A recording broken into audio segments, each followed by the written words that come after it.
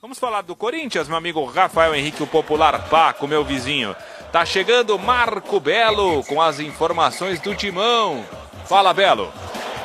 Fala, Guilherme, pessoal do Papo de Craque, primeira edição da Transamérica. Hoje pela manhã, mais um dia de treinos do Corinthians no CT Joaquim Grava, segundo dia, depois da folga que o técnico Wagner Mancini concedeu aos atletas. Apesar da incerteza em relação à marcação de jogos, o Mancini não deu folga nesta semana. Estão marcados treinos até sexta-feira. O Corinthians preparado para, de repente, se acontecer o que aconteceu na semana passada, da federação marcar um jogo para um dia depois, o Corinthians está preparado para entrar em campo. O lateral direito Fagner hoje realizou um trabalho de recuperação na parte interna do CT, não foi a campo, e o Matheus Vital, meia do Timão, segue em recuperação depois de uma operação no menisco do joelho direito. Ontem os jogadores do Corinthians fizeram mais um teste para Covid e o resultado ainda não foi divulgado. A gente continua aguardando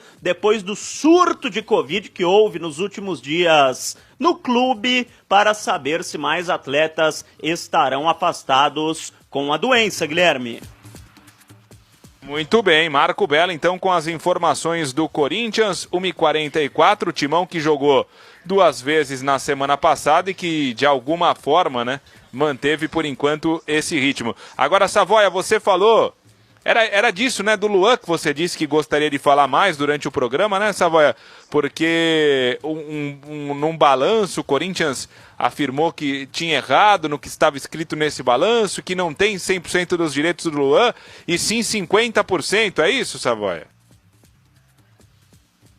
Ih, rapaz, bem agora acho que a nossa comunicação com o Savoia falhou. Diga, Calil. Deixa eu aproveitar só, enquanto o Savoia não vem, e colocar um outro assunto rapidinho, importante do Corinthians de hoje, que é o seguinte. Saiu uma matéria de que saiu na imprensa, eu não me lembro onde eu li, foi num site. Agora, me desculpe, eu estou sem poder ver onde foi que eu li, que os jogadores que estão subindo da base do Corinthians não estão bem preparados fisicamente, por isso eles não estão rendendo, que o trabalho físico que se faz na base do Corinthians não é bom, e que o jogador, quando chega no time de cima, tem que ser refeito o trabalho de base. Por coincidência, eu estava conversando hoje com 2 pessoas que trabalham na base do Corinthians sobre outros assuntos, e essas 2 pessoas refutam esta tese. Elas não aceitam, quem trabalha na base do Corinthians não aceita esta informação, esta tese de que o jogador está chegando no time de cima mal preparado. Tanto é que a nutricionista é a mesma, porque falaram, o jogador na base não toma suplemento, o mesmo suplemento do profissional, chega aqui sem força, sem velocidade. Então eu quero dizer que esse discurso ele é da comissão técnica do profissional. Os profissionais da base do Corinthians não concordam. Eles entendem que estão entregando o jogador para o profissional em excelentes condições e que não é esse o problema pelo qual o pessoal da base não tem sido aproveitado no profissional do Corinthians. Então agora a diretoria vai ter que resolver essa aresta lá entre a base e o profissional, né? Muito bem, com certeza, Calil. Savoia, diga, Savoião. Não, porque o que eu queria dizer é o seguinte, eu já entendia que a contratação foi um mau negócio, né? Porque você contratou um cara, apostou num cara que só jogou em 2017, embora tivesse alguma qualidade técnica, isso ninguém pode negar, que ele tem. Ele sabe conviver com a bola, né? Mas eu acho que ele não tem o perfil do Corinthians. E aí a gente sabe que 26 milhões por 100% dos direitos econômicos já seria caro, fora o contrato de 3, 4, 5 anos, sei lá quanto tempo é o contrato, sei que é longo. Agora, por 50%, cara, aí, meu amigo, aí não tem perdão, cara. Quem fez isso tem que ser crucificado, porque então foi o dobro do preço, né? Se você paga 26 milhões por 100%, é uma coisa. Se você paga os mesmos 26 milhões por 50%, você pagou o dobro, né? Você pagou 52 milhões pelo jogador, cara, por uma aposta, que não está dando certo. O Mancini mexe no time inteiro, faz as 5 substituições e ele não entra. Então ele é o quinto reserva, ou sexto, sei lá, entendeu?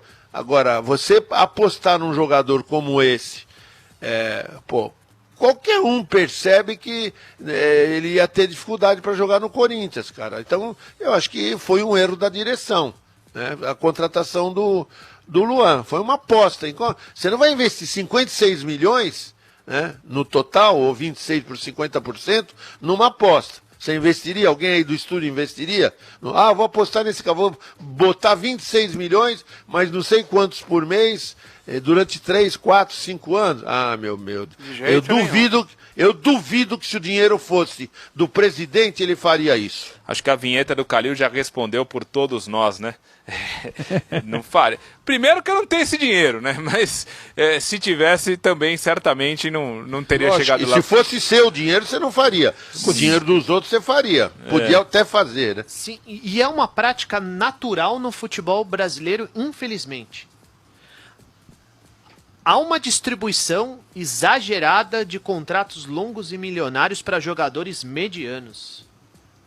Porque existe uma tara por contratar. Todo mundo gosta, a imprensa gosta, o torcedor gosta. Por quê? Você sabe por quê ou não?